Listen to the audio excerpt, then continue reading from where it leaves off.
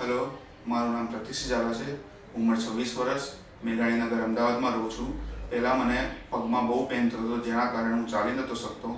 પછી MRI કરાવ્યું તો MRIમાં ખ્યાલ આવ્યો કે બે મણકા વચ્ચેની ગાદી ખસી ગયેલ છે. તો અમે સૌપ્રથમ સિવિલમાં ડૉક્ટર MM પ્રભાકર સાહેબને જણાવ્યું. તો એમને બતાવ્યા પછી એમને કીધું 3 એનેસ્થેસિયાના ઇન્જેક્શન લેવાનું. અમે 3 એનેસ્થેસિયાના ઇન્જેક્શન 3 મહિના લીધા, પણ એનાથી કોઈ ફેર પડ્યો નહીં.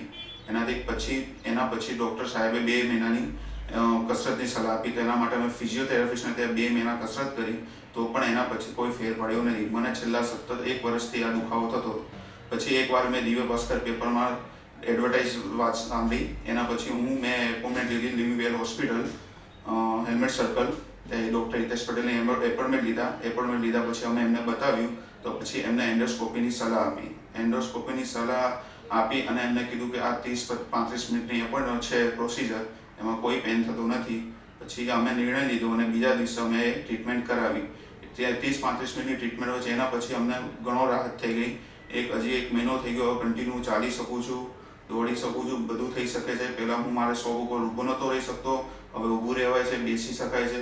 હવે પહેલાં કરતાં બહુ સારું છે. Thank you Hitesh Patel.